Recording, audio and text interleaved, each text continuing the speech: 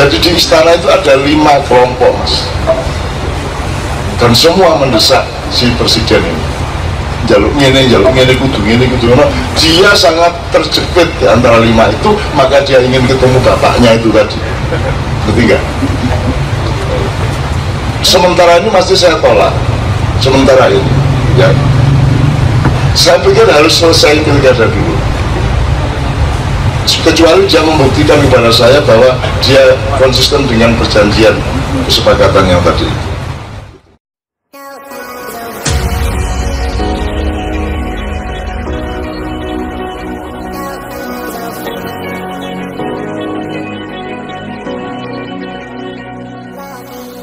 Di Indonesia itu ingin memastikan bahwa Ahok harus berhenti.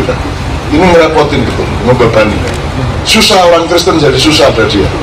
Pemerintah juga jadi susah ada dia. Jadi komitmennya adalah andaikan pun dia menang, dia akan didesak untuk mengundurkan diri. Dan gitu tadi, retire, resign, satu. Tapi jangan lupa, bukan hanya mereka yang berkuasa. Jadi di istana itu ada 5 kelompok, Mas, dan semua mendesak si presiden ini. Jaluk ngene, kudu ngene. Dia sangat terjepit di antara 5 itu, maka dia ingin ketemu bapaknya itu tadi. Ketiga. Sementara ini masih saya tolak. Sementara ini, ya. Saya pikir harus selesai pilkada dulu. Kecuali dia membuktikan kepada saya bahwa dia konsisten dengan perjanjian kesepakatan yang tadi. Itu, Mas. Jadi saudara-saudara sekalian, Indonesia bukan hanya Indonesia tidak berdiri sendiri. Anda jangan terlalu cemas terhadap situasi-situasi politik. Wong Tejo aja mengatakan, itu semua jenis kemesraan yang tidak dikenal oleh aktornya. Makanya salah-salah tuh aktingnya. Salah-salah aktingnya. Mereka sudah tidak kenal kebencian, padahal mereka penuh kebencian, tapi tidak ngerti kebencian. Apalagi cinta, benci aja tidak paham, apalagi cinta. Maka di sini kita belajar cinta dan benci. Cinta itu tidak, benci itu tidak ada. Benci itu seperti Tuhan menciptakan manusia. Jadi sebenarnya tidak ada manusia kecuali Allah sendiri yang menjelma itu bertajal. Benci juga begitu. Benci itu dismanajemen cinta. Cinta yang dimanage secara salah, diletakkan di tempat yang salah, dia memproduksi kebencian. Jadi kebencian adalah malpraktek dari cinta. Jelas ya, Mas? Bukan ada makhluk kebencian. Soalnya ini pertanyaan besar, jadi satu milenial kan dari Solo. Itu ada Farid dari penerbit Imania, terus ada Bulentang, terus ada Mayan Solo yang akan ulang tahun nanti. Itu ngumpul di Gondu. Terus aku bilang, yang soal ini, aku kenal Cak Nun suwi meskipun jarang ketemu. Aku gak yakin Luhut nang ketemu Cak Nun duwe. Pasti gitu, aku ngomong takut nang hari-hari. Tunggu itu.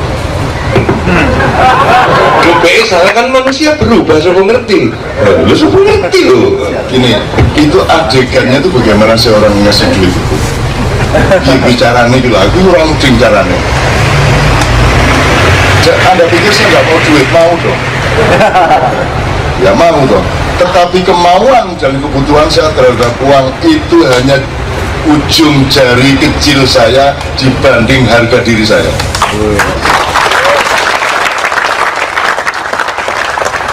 Saya pertemuan itu ada mereka semua berdua, itu yang disebut berdua itu cuma 5 menit karena dia ingin ngomong pribadi tadi. Semua ada, teman-teman di Katiboro ada semua, kita rame-rame. Dulu waktu kabar eskrim datang ya rame-rame, semua lah tokoh-tokoh yang datang kita rame-rame. Ketika Jokowi mau datang, memang rencana udah langsung Jokowi masuk sini aja. Yang di luar biarkan ribut di sana, Jokowi langsung ke sini ngomong langsung ke saya. Nah, kembali ke soal duit, aku kira mudeng caranya piye, kayak duit ini piye. Orang mudeng aku. Dan kalau ada orang berani begitu ke saya, itu sudah kiamat, sudah khatam dia kepada saya. Sudah tidak akan saya terima apapun yang terkait dengan dia. Dan itu menyesal saya. Kurang ajar. Menyesal maksudnya, aku dulu ditawarin duit.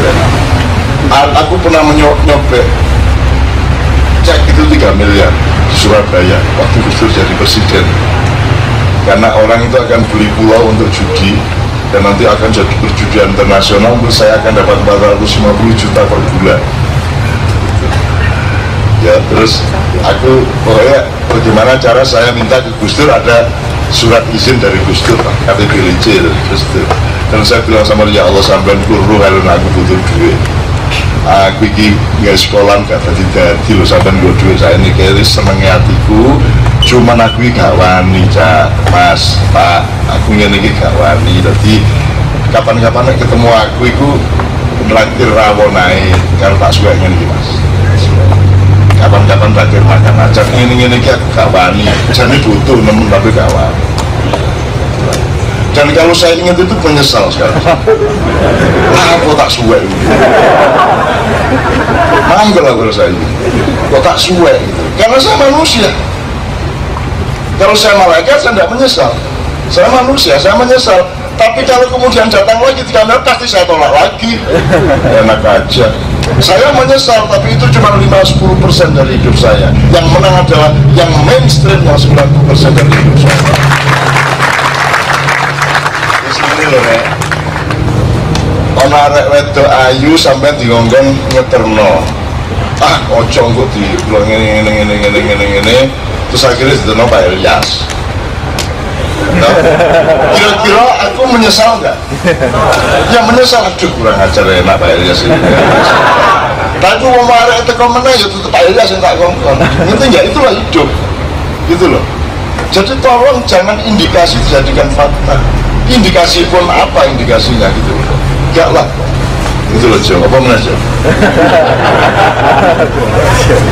Jo, sampai waktu di Mesir ada gereja Koptik itu di dalam gua. Gereja itu bisa menampung sekitar 20.000 jamaah. Pas metu saka pintu cilik ngono, seluruh tulisannya Arab dan bahasa Inggris. Hanya satu tulisan bahasa Indonesia dipahat itu di pintunya, selamat datang Indonesia. Aku tanya ke orang sana, ini kapan dibuat? Ini saat Cak Nun sama Kiai Kanjeng main di sini. Gimana ada? Tadi gimana ada? Terus tak kasih gini. Ya, aku sebenarnya ingin betul ke Mesir lagi, Jo. Pengen betul saya ini, jadi saya sebenarnya agak jengkel sama Arab Spring ini, penaklukan Amerika dan sekutu kepada negara-negara Timur Tengah yang membuat saya sudah punya rencana sama Syekh ya, sama Buya ya, untuk perjalanan darat dari Mesir sampai ke Tunisia, sampai ke Algeria, Aljazair, bahkan mungkin bisa sampai Senegal sama Kiai Kanjeng. Tiba-tiba Amerika nyerbu, tiba-tiba Saddam Hussein dihabisin, siapa jenenge Gaddafi dihabisin, udah gak jadi ke Libya saya. Nah saya tidak tahu, saya mudah-mudahan Allah mengizinkan. Awakmu sing dulu aku jadi tercabul ya. Al-Fatihah ya dulu ya. Terus nang Alexandria itu sing gawe salawat Buddha wae. Kiai saya Busiri, kalau makame terus dikasih tahu. Ini dulu Kiai Kanjeng pernah kesini. Kiai Kanjeng aku disaingi kalau Kiai Kanjeng. Benar lagi. Mereka juga nyanyi-nyanyi. Wah, aku ya saisoku cuma sapa itu wis nang gunung wis. Maulana sholli wa sallim daiman abadan ala habibika khairi khalqi kullihim. Ulang-ulang sampai akhirnya lawangnya ditutup karena setelah di sholat maghrib. Aku juga Maulana ya wis gak apa-apa.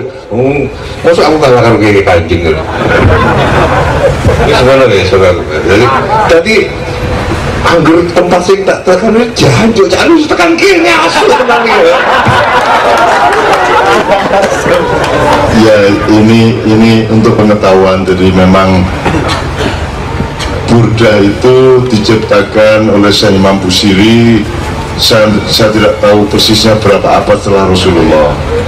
Jadi Anda kenal ada Al-Barjanji, ada Tiba, ada Burda, terus ada sholawat badar diciptakan orang Banyuwangi, seorang kiai dari Banyuwangi.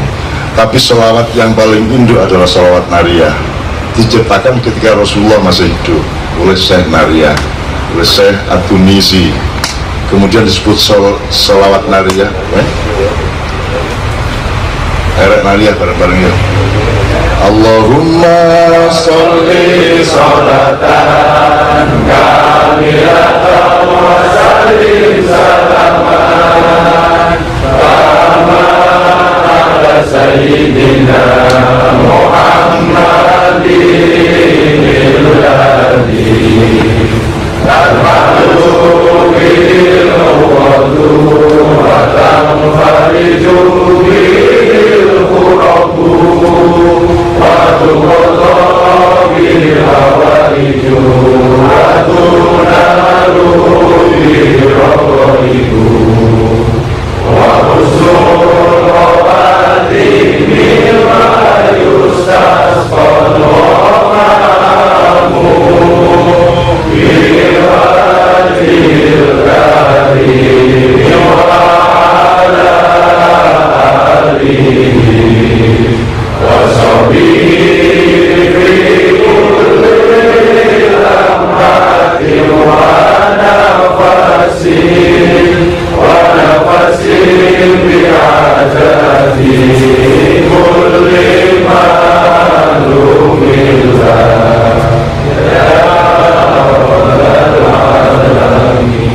itu selawat diciptakan oleh orang yang sangat mencintai Rasulullah.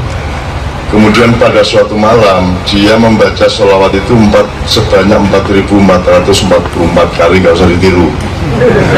Bukan oleh 200, bingung ini mau 200 juta ini meneh itu. Terus kita mesti raiso ngitung sampai petang 464. Kemudian karena 4.444 dia kemudian nekat bilang kepada Rasulullah, ya Rasulullah, tadi malam aku melantunkan selawat ini karena mencintaimu. Bolehkah aku minta satu permintaan yang mungkin sangat manja, mungkin sangat tidak masuk akal, tapi aku tulus. Apa kata Rasulullah? Bisakah saya menjadi salah satu dari rombongan orang yang pertama masuk surga? Rasulullah, oh iya, amin, insyaallah kamu masuk surga yang pertama. Jadi kalau ingin masuk surga pertama, baca itu tadi 4.400. Tapi aja luwe siji, aja kurang siji. Tak jamin mesti gak iso ngitung. Nah, kalau Banyuwangi sholatullah salah itu Banyuwangi. Ini Syekh Naria itu panggil sholawat Naria itu yang menyebut orang Maluku, umat Islam Maluku, NU Maluku, NU cabang Maluku. Ada fadilah-fadilah yang dipercaya Anda bisa membacanya 30 kali setiap hari, itu urusannya mempermudah rezeki. Kalau Anda membaca 41 kali sehabis sholat, itu Anda bukan hanya mendapat kemudahan rezeki, Anda juga akan mendapat teman yang sangat banyak dan derajat sosial yang tinggi. Itu ada beberapa fadilah, tapi yang paling tinggi adalah 4.400. Itu sekarang ojo aktif, itu semacam apa nganggu koyok voli. Allahumma sholli satu buruk papan itu toh jelas kan, itu seret kayak voli gitu. Tapi ya kayak apa coba buku suarga sekian dari lah dari Mbak Tejo ya. Engkau kan bareng Mbak Tejo Rono, Tejo Rasul gini sih, saya tuh bukan orang yang bernafsu terus begitu masuk surga saya serop masuk surga. Ada beberapa macam orang di dunia, kalau dia berjalan di tengah hutan, kemudian dia kelaparan, kehausan, kepanasan, dan dia membutuhkan air, tapi berjam-jam dia tidak mendapatkan air, tiba-tiba ada telaga. Apa yang dia lakukan? Itu menunjukkan karakter orang. Ono sing langsung ambios, banyu bios. Ono sing langsung golek ceduk, godong-godong diombe. Orang macam Mas Tejo itu tidak akan seperti itu. Dia akan lihat dulu.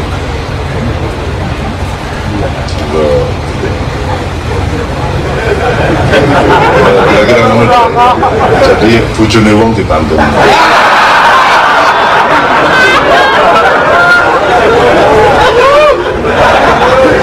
Anak meneh sing model ngodit kayak nek main gaple rek.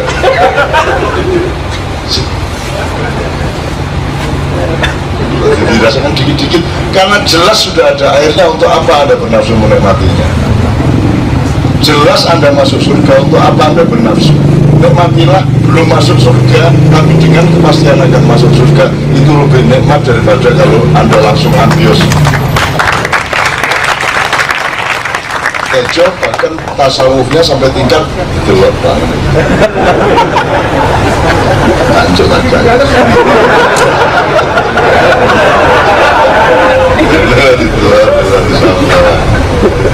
Subhanallah. Benar sampai kalimat itu.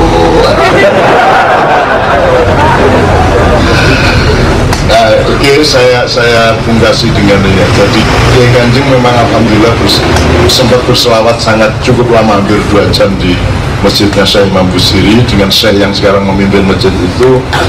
Kemudian kita eksperimen, boleh nggak terbangannya.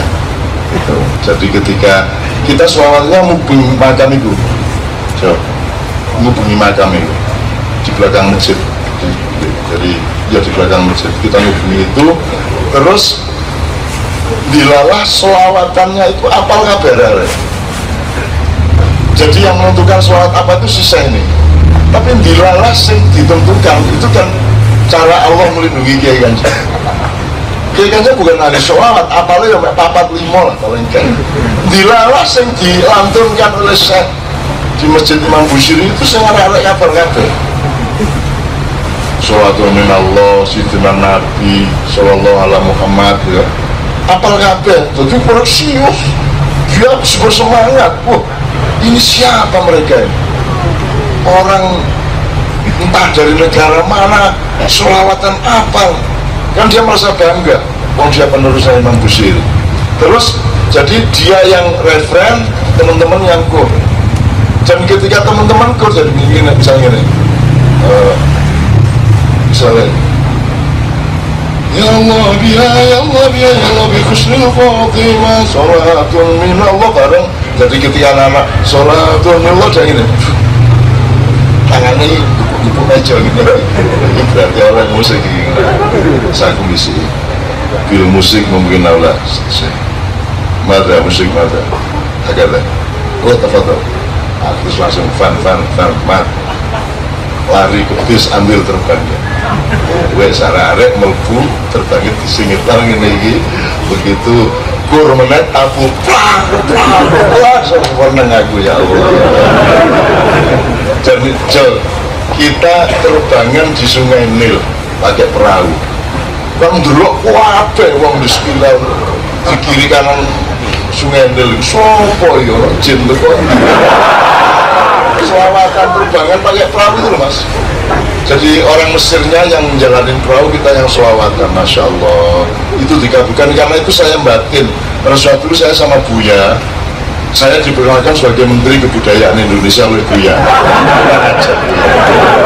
Jadi ketika wong karo aku, terus ini Menteri Kebudayaan gini.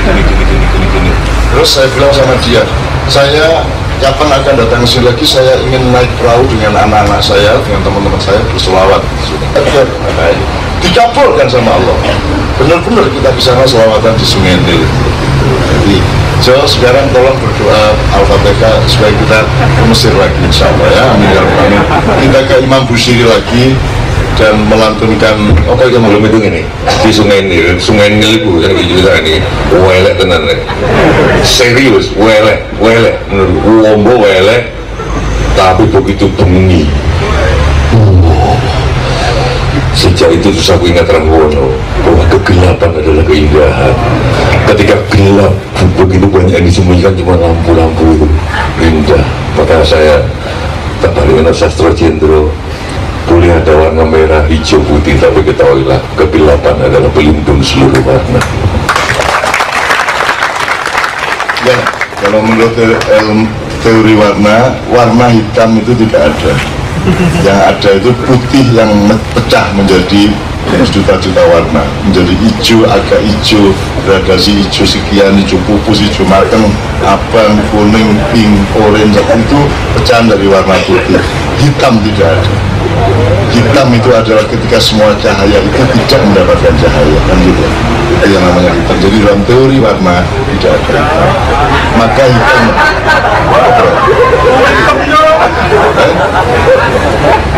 wong ireng mang. Sing tiang ngiring kata syarat nih ya.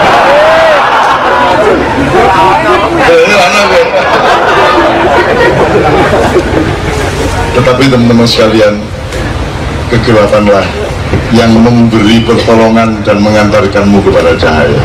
Saya akhiri dengan Bismillahirrahmanirrahim. Subhanalladzi asra bi 'abdihi lailan minal masjidil haram ilal masjidil aqsa alladzi barakna haulahu linuriyahu min ayatina innahu huwas-sami'ul basir.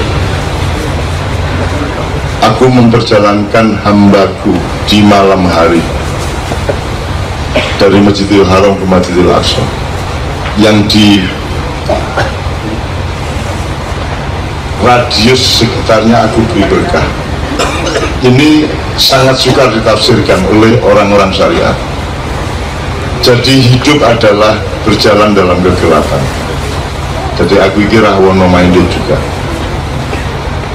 Apa yang tidak gelap bagimu?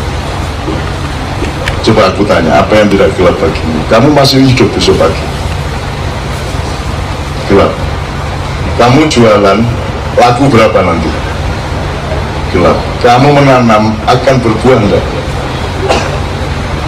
Bahwa kamu beriman, iya. Tetapi kalau pakai ilmu, gelap apa tidak? Gelap. Jadi tidak ada satupun yang Anda ketahui, tidak ada satupun yang kita ketahui. Semua adalah kegelapan. Sedemikian gelapnya hidup itu. Maka Allah merencanakan bukan naharun tapi lailan ya. Sedemikian hidup itu adalah kegelapan, sehingga yang selalu kita rindukan adalah cahaya. Oleh karena itu Allah menciptakan yang pertama kali adalah cahaya yang disebut Nur Muhammad, tapi kemudian produksi utamanya dari cahaya itu adalah kegelapan agar menemukan kembali cahaya. Oleh karena itu Anda diulang-alingkan, diulang-alikkan minal masjidil haram minal masjidil aqsa. Masjidil Haram, kalau Anda ingat Masjidil Haram, bergairah Anda hatimu, bahagia Anda hatimu. Tapi kalau Anda melihat, kalau Anda ingat Masjidil Aqsa, sedih Anda hatimu, sedih, dan akan tetap dibikin seperti itu Allah, tidak akan pernah lepas dari tangan Israel, karena engkau berjalan pulang balik dari kegembiraan ke kesedihan, dari cahaya ke kegelapan, balik lagi dari optimisme ke pesimisme, dari kegembiraan ke galau. Pokoknya Anda ulang alik, hidup itu ulang balik seperti bertawaf, tawaf seperti itu.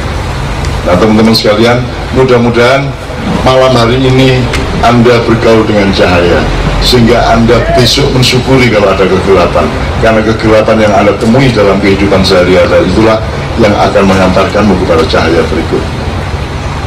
Pasti Allah akan memberikannya. Alam nasrah laka sadrak wa wada'na anka wizrak alladhi anqadha dhahrak wa rafa'na laka dzikrak. Setiap kegelapan, kalau kamu bersikap positif dan benar manajemennya, akan membuatmu ditingkatkan derajatmu oleh Allah Subhanahu wa taala. Dan pelajarilah secara ilmu, inna ma'al usri yusra, inna ma'al usri yusra, inna ma'al usri yusra. Tidak setelah kesulitan baru ada kemudahan, tapi bareng-bareng ada kesulitan itu sudah ada kemudahan. Inna ma'a, bukan inna ta'ata. Ya. Terus fa'idha farokta fansab, udah terusin. Setelah libur panjang ini, terusin kerjamu, kembangkan. Tapi wa ila rabbika farghab, berharapnya hanya kepada Allah Subhanahu wa taala. Tidak boleh berharap kepada saya, tidak boleh berharap kepada siapapun. Yang bisa diandalkan hanya satu dalam kehidupan seluruh zaman. Itu pun bukan Nabi Adam, bukan Nabi Isa, bukan Nabi Musa. Yang bisa diandalkan oleh kita semua untuk bisa sampai kepada nyawiji tadi hanya satu, yaitu kekasih Allah Muhammad Sallallahu Alaihi Wasallam. Itulah sebabnya kita bersolawat. Karena kalau bukan menyebut nama Muhammad, tidak ada yang bisa kita andalkan untuk membuat Allah mengampuni dan menyayangi. Kalau kita sebut Muhammad, kalau kita tawa cinta kita kepada Muhammad, maka Allah mentakdirkan dirinya untuk tidak tega kepadamu. Kamu akan dikabulkan asalkan engkau mencintai Muhammad. Itulah cinta segitiga dalam ayat. Barakallahu li wa lakum fil Qur'anil azim wa nafa'ani wa iyyakum. Wajib tenan jago